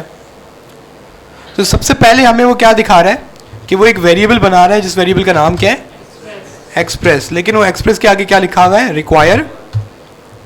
रिक्वायर में क्या लिखा हुआ है, एक्सप्रेस। तो ये चीज़ आपको समझने में ज़्यादा मुश्किल नहीं होगी क्योंकि आप सब रिएक्ट में इंपोर्ट स्टेटमेंट पढ़ के आ चुके हो।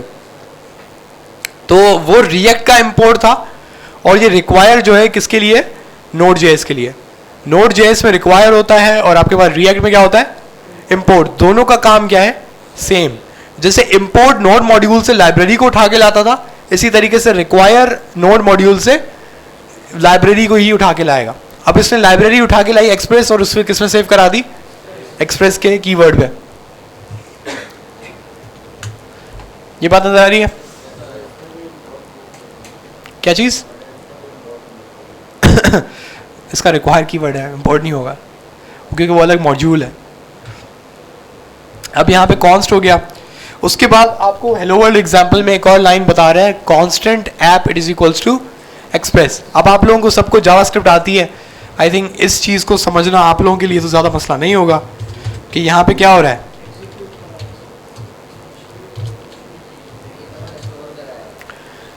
फंक्शन कॉल करवाया है कौन सा, ये बिल्कुल वही काम है जो हम रिएक्ट हुक्स में करते थे।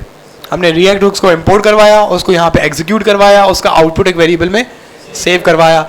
उसके बाद जो इसका वेरिएबल होता था इसको आगे इस्तेमाल किया जाता था।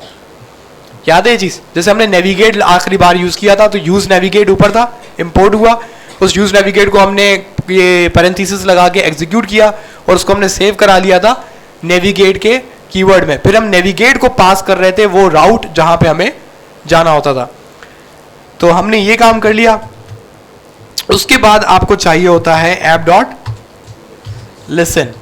ऐप डॉट लिसन एक सिंपल सा फंक्शन है जो कि यहाँ पे आपको पता लग रहा है कि एक तो दो आर्ग्यूमेंट रिसीव करता है। पहले आर्ग्यूमेंट में वो एक नंबर रिसीव करता है और दूसरे आर्ग्यूमेंट में एक कॉल बैक फंक्शन रिसीव करता है। और इस कॉल बैक फंक्शन में बेसिकली उसने क्या लिखा हुआ है, console.log ये लिसन मेथड आया है ऐप में से। ऐप ऑब्जेक्ट है जो बेसिकली एक्सप्रेस के एग्जीक्यूशन से हमें मिला है। सही है, तो यहां पर हम लोग इधर लिख लेते हैं server has been started eight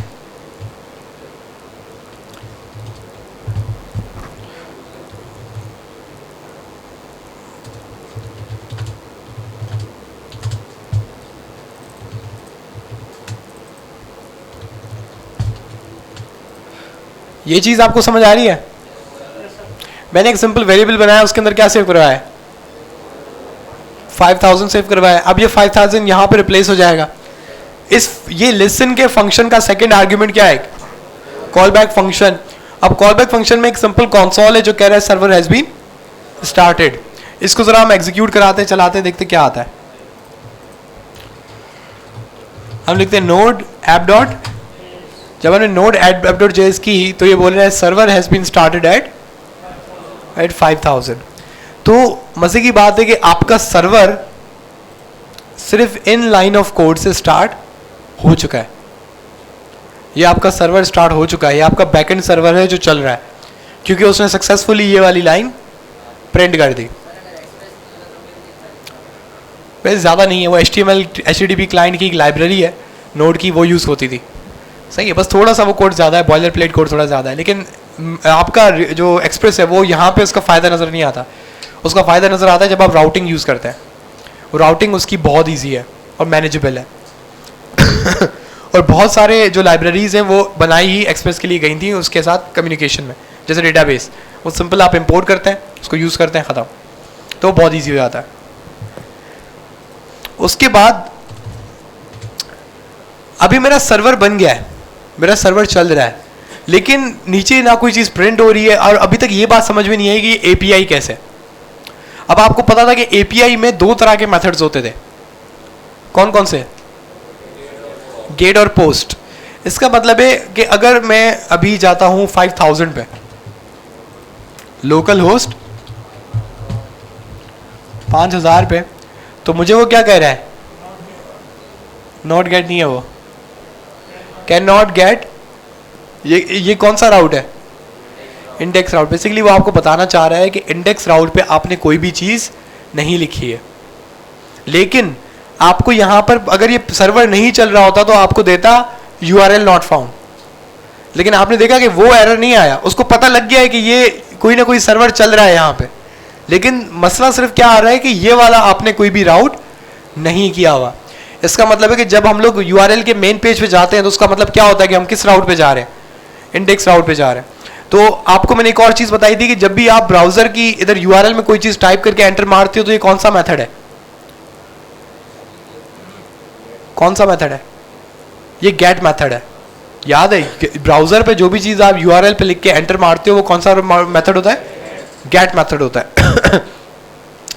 तो ये गेट मेथड कर रहा है फॉरवर्ड स्लैश पे, तो ये बता रहा है आपको कि आपके सर्वर में गेट मेथड को रिसीव करने के लिए कोई भी चीज़ नहीं लिखी गई है। मतलब इसको समझ में नहीं आया कि जब मैंने गेट रिक्वेस्ट किया तो सर्वर से कोई जवाब नहीं आया, तो अब हम लोग उसको बताएंगे कि भाई जब आप इधर आओगे तो यहाँ पे क्या दिखाओ, या सर्वर यूजर को क्या दिखाओ। तो उसके लिए हमारे पास जो मेथड होता है वो होता है app.get। अब app आपको पता है कहां से आया, और .get का मतलब है मैं उसको बता रहा हूं कि मैं किस मेथड के लिए लिख रहा हूं, गेट मेथड के लिए। अब अगेन इस गेट फंक्शन के दो वो आपके आर्ग्यूमेंट होते हैं। पहला आर्ग्यूमेंट आपको बताना होता है कि ये आएगा कहां पे, ठीक है। दूसरा कि जब आपका जो यूजर है इस URL पे हिट करेगा तो कौन सा फंक्शन चलेगा। अब ये जो कॉल बैक फंक्शन है इसके पास दो आर्ग्यूमेंट और रिसीव होते हैं, वो ये होते हैं रिक्वेस्ट और रिस्पॉन्स। और यहां पर हम लिख सकते हैं rest dot send hello world. किसके? नहीं, ये एक्सप्रेस की पूरी मेथडोलॉजी है। एक्सियोस जो है वो HTTP क्लाइंट लाइब्रेरी है, मतलब कि वो आपका जो फ्रंट एंड का पार्ट है वो वहाँ पे यूज़ होती है, उस साइड यूज़ होती है। ये आप उसको रिसीव कर रहे हो, समझ रहे हो। अभी उसको हम थोड़ी देर देखते हैं, बोलो। हाँ, ये मैंने पास भी तो किया है यहाँ पे, तो 3000 में चल जाएगा, उस पर भी चल जाएगा। इसकी एक रेंज होती है 9999 तक पे ख़त्म होती है, सही है। और ये स्टार्ट होती है आई थिंक 199 से स्टार्ट होती है, या 99 से स्टार्ट होती है। ये 99 से जाती है 999 पे। इसके बीच में आप कोई भी नंबर लगा लें वो चला देगा। ये पोर्ट नंबर है। आपका जो कंप्यूटर है ना उसके अंदर बहुत सारे गेटवेज होते हैं जहाँ से वो आपकी रिक्वेस्ट को रिसीव कर सकता है। यानी IP एक ही है लेकिन डिफरेंट गेटवेज है। तो उसकी ये जो पोर्ट नंबर होता है ये उन गेटवेज का एड्रेस होता है कि आप उस कंप्यूटर से डेटा मांग रहे हैं, लेकिन किस गेटवे से? 5000 से। अब ये क्यों गेटवेज बनाए हुए? क्योंकि एक ही कंप्यूटर बहुत ज़्यादा वेबसाइट्स को भी ताकि हैंडल कर सके। जैसे 5000 पे एक वेबसाइट लगी हुई है, 3000 पे दूसरी वेबसाइट लगी हुई है, 2000 पे तीसरी लगी हुई है, 4000 पे तीसरी लगी हुई है। तो इस तरह से मल्टीपल सर्विसेज हम लोग एक ही सर्वर पे चला देते हैं, एक ही कंप्यूटर पे चला देते हैं।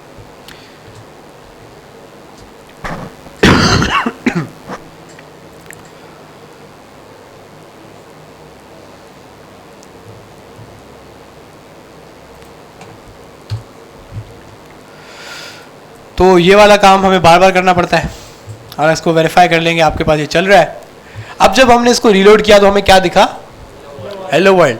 उसकी वजह क्या है कि मैंने इसको क्या बोला था कि जब इधर कोई तुम्हारे पास रिक्वेस्ट आए, इंडेक्स राउट किसका? गेट का। इधर रिक्वेस्ट आए तो फ्रंट एंड को क्या भेजो? Hello world. तो जब हमने फ्रंट एंड से इस वाली URL पे हिट किया तो उसने हमें क्या भेज दिया?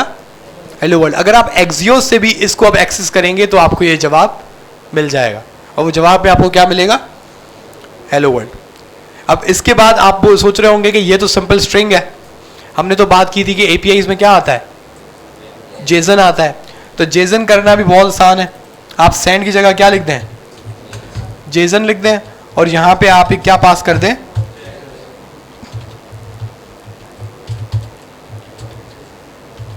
मैंने एक ऑब्जेक्ट पास कर दिया और यहाँ पे मैंने बता दिया कि मैं क्या भेज रहा हूँ, जेसन।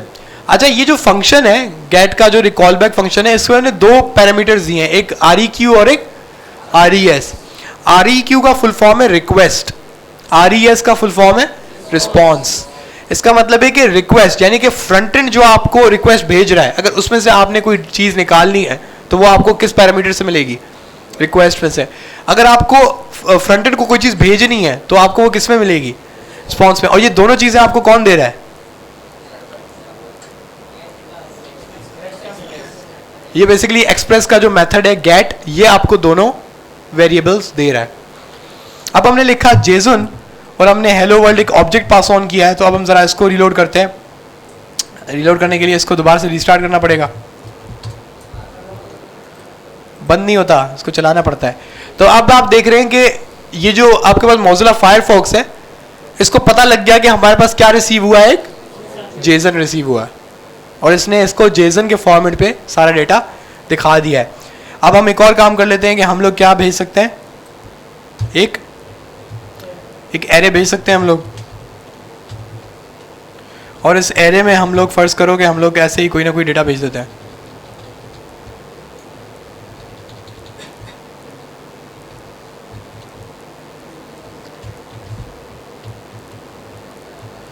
सही है, इसको हम लोग सर्वर को रीस्टार्ट करते हैं और हम लोग इसको रिफ्रेश करते हैं। तो अब आप देख रहे हैं कि हमारे पास बिल्कुल जैसे आपके पास वो लिस्ट नज़र आती थी कॉइन गेको की या गिटहब यूजर्स की, वैसे ही आपको लिस्ट नज़र आ रही है। ये API तकरीबन आपकी बन गई है, सिंपल, बहुत आसान है वैसे तो। अभी ये स्टार्ट है थोड़ा सा, जैसा कि आपको पहले थोड़ा समझ आ गया होगा, गेट जो है वो सबसे आसान होता है, पोस्ट उससे थोड़ा मुश्किल होता है और आगे भी काम करना होता है। अच्छा, अभी इसको हम लोग और आगे बढ़ाएंगे लेकिन अगली क्लास में। लेकिन इधर एक मसला आपको दिख रहा है कि इसको हमें बार बार रिस्टार्ट करना पड़ रहा है। तो इसका एक छोटा सा हल भी है, हम लोग इंस्टॉल कर लेते हैं npm install nodemon और nodemon के आगे हम लगा लेते हैं क्या, -g क्यों होता है, ग्लोबल। तो npm install -g nodemon, आप इसको एंटर करें तो हम लोग बेसिकली एक पैकेज इंस्टॉल कर रहे हैं जिसका नाम क्या है, nodemon, और ये ग्लोबल सेव हो रहा है। सही है, ये इंस्टॉल हो चुका है। अब आप क्या करेंगे, इसके फोल्डर पे जाएं, फोल्डर में जाके अपना नया कमांड प्रॉम्प्ट लिखें और इधर लिखें nodemon app.js। पहले हम लिख रहे थे नोड, अब क्या लिख रहे हैं, nodemon। आप एंटर हिट करें तो पहले सिर्फ लिखा आ रहा था सर्वर हैज बीन स्टार्टेड, अब कुछ और लाइनें भी लिख के आ रही हैं। ये बेसिकली कौन लिख रहा है, nodemon। लेकिन इसका फायदा क्या है, इसका फायदा ये है कि अगर फर्स्ट करो हेलो को हटा के मैं लिख लेता हूँ, कुछ भी लिख लेता हूँ, चेंज में कर लेता हूँ। अब मैंने इसको सेव जैसे ही दबाया, सेव दबाने के बाद अब मैं डायरेक्टली अपने इस जगह पे आता हूँ और इसको रिफ्रेश करता हूँ तो मेरा यहाँ पे चेंजेस शो हो गए। अब मुझे सर्वर को रिस्टार्ट करने की ज़रूरत नहीं पड़ी, आपका जो nodemon है ऑटोमेटिकली उसको रिस्टार्ट कर देता है जैसे आपका रिएक्ट का सर्वर करता था। लेकिन अगर आप कोई पागलपन करेंगे, कोई कोड में हरकत करेंगे तो वो nodemon क्रैश भी कर जाता है। तो अगर आप बिल्कुल ज़्यादा ही कोड में चेंजेस करके आए हो तो उसको आपको nodemon को एक दफ़ा चेक करना चाहिए कि भाई nodemon सही चल रहा है या नहीं। अगर नहीं चल रहा तो आप उसको बंद करके दोबारा चलाओ। कभी कौन से, ये VS कोड का टर्मिनल में ना मसले करता है, एरर लाता है। ये पिछले 2 बैचेस के एक्सपीरियंस से मैंने सीखा है कि अगर आप इसको VS कोड के टर्मिनल में करोगे कभी ना कभी कोई ना कोई एरर थ्रो कर देता है। तो इसको अच्छा है कि इसको अलग कमांड प्रॉम्प्ट खोलो और उसके अंदर चला दो। सही है, कभी कभी ये थोड़ा पागल भी हो जाता है, आप कोई चेंज करोगे वो चेंज होगा ही नहीं और कोई एरर भी नहीं दिखाएगा। तो उसके लिए भी ये होता है कि उसको बंद करके दोबारा चलाओ। लेकिन आप बोलोगे यार ये तो छोटे मोटे मसले हैं, ऐसे तो कभी भी दिमाग खराब हो सकता है हमारा, हम भूल जाएं, हम लगा रहे हो चेंज कर रहे हो, वहाँ से चेंज ही ना हो रहा हो, हम पागल हो जाएंगे, शायद हम कोई गलती कर रहे हैं। सही है, ये रिस्क तो है, लेकिन ये रिस्क उससे बहुत छोटा है जितना आपको ये ख्वारी करनी पड़ती है कि हर एक छोटा लफ्ज़ चेंज करने के बाद उसको रिस्टार्ट करना पड़ता है। तो आप उससे इतना तंग आ जाओगे, बोलोगे भाई नोड मोनी अच्छा है, बहुत अच्छा है, क्योंकि कम से कम एक दो लफ्ज़ हमने चेंज किया है और उसने उसको सेव किया तो वो ऑटोमेटिकली रीस्टार्ट कर देता है। तो ये बिल्कुल स्टार्टिंग पॉइंट है आपके पास Node.js का। और Node.js को पहले तो समझने के लिए आपको ये बात समझना ज़रूरी है कि समझ लें कि एक आपके पास कोई दरवाज़ा है, ठीक है, और उस दरवाजे के इस तरफ फ्रंट एंड है और दरवाजे के उस तरफ बैक एंड है। अभी तक आपने जितना काम किया है वो दरवाजे के इस तरफ रह के किया है। आप जो भी रिक्वेस्ट भेजते थे वो दरवाजे के उस तरफ फेंकते थे, फिर वहाँ से कोई ना कोई आपको जवाब फेंकता था, आप वो उठाते थे और यूज़र को दिखाते थे। आपको नहीं पता पीछे वहाँ पे क्या हो रहा है, हमें कुछ नहीं पता, बस कोई ना कोई रिस्पॉन्स उड़ के आता है, हम उसको दिखा देते थे। सही। अब आपको थोड़ा दिमाग बदलना पड़ेगा। अब दिमाग कैसे बदलना पड़ेगा कि अब आप दरवाजे के उस तरफ हो, अब आपके पास फ्रंट एंड आपको रिक्वेस्ट भेजेगा। बात समझ आ रही है? फ्रंट एंड आपको रिक्वेस्ट भेजेगा, आपको उसका रिस्पॉन्स बनाना है और उसको वापस भेजना है। जब आप लोग फ्रंट एंड की तरफ थे तो जब आप वो रिक्वेस्ट भेजते थे तो वो बेसिकली आपके पास कहलाती है क्वेरी, वो आपके पास क्वेरी पैरामीटर कहलाता है, या आपके पास रिक्वेस्ट हेडर कहलाता है। बात समझ रहे? तो ये आपके पास जब जाएगा तो वहां पे इधर ये रिक्वेस्ट के आपके पास इसमें वेरिएबल में रिसीव होता है। उसके बाद जब आप इसका रिस्पॉन्स भेजोगे, सर्वर का रिस्पॉन्स, तो वो बेसिकली आपके पास Axios डॉट, जब आपने देन और कैच लगाया था तो वो आपको वहाँ पे मिलता है। तो आपको थोड़ा सा दिमाग को ऐसे सोचना है कि अब आप फ्रंट एंड नहीं हो, अब आप कहाँ पर हो? बैक एंड पर हो। अब आपका फ्रंट एंड जो है आपको रिक्वेस्ट करेगा, वो आपके पास रिसीव होगी, आप उसमें से डेटा निकालोगे, उसके साथ जो करना है आप करोगे और उसको फाइनली एक वापस में जवाब दे दोगे। फ्रंट एंड को जवाब भेजना लाजमी है। ये बात समझ रहे हैं? Axios जब मैं पढ़ा रहा था मैंने कहा कि Axios डॉट गेट करो, उसके अंदर एक URL चिपका दो, तो मैंने कहा कि Axios चल गया लेकिन आपको अभी जवाब दिखाई नहीं दिया क्योंकि आपने देन और कैच नहीं लगाया। लेकिन ये काम नोड में पॉसिबल नहीं है। नोड में रिस्पॉन्स देना लाजमी है, क्योंकि आपको फ्रंट एंड हमेशा क्या एक्सपेक्ट करता रहता है कि मुझे जो मैंने अभी रिक्वेस्ट की उसका मेरे पास क्या आएगा, कोई ना कोई रिस्पॉन्स आएगा। भले वो एरर भेज दें, उसको बोलेंगे भाई तुम्हारा काम नहीं हुआ, लेकिन कुछ ना कुछ आप उसको डेटा भेजेंगे। भले आप उसको खाली डेटा भेजें लेकिन आप कुछ ना कुछ उसको डेटा भेजेंगे। नेक्स्ट क्लास में हम लोग थोड़ा स्टेटस कोड्स के बारे में पढ़ेंगे कि हम लोग स्टेटस कोड्स को कैसे कंट्रोल करते हैं, और उसके बाद गेट रिक्वेस्ट थोड़ी सी बनाएंगे, अलग अलग किस्म की गेट रिक्वेस्ट बनाएंगे, और उसके बाद उसको थोड़ा सा और प्रोसेस करेंगे और इसको ऐसे ही थोड़ा बहुत आगे बढ़ाएंगे। फिर फाइनली जब तब तक तो कहानी आपको ज़्यादा मुश्किल नहीं लगेगी। जैसे ही इसमें थोड़ा डेटाबेस ऐड होगा तो आप थोड़ा बहुत तंग होगे, लेकिन वो भी इतना मुश्किल नहीं है जितना आप, मुझे लगता है कि रिएक्ट वगैरह में पढ़ के आए हो। इंडेक्स राउट का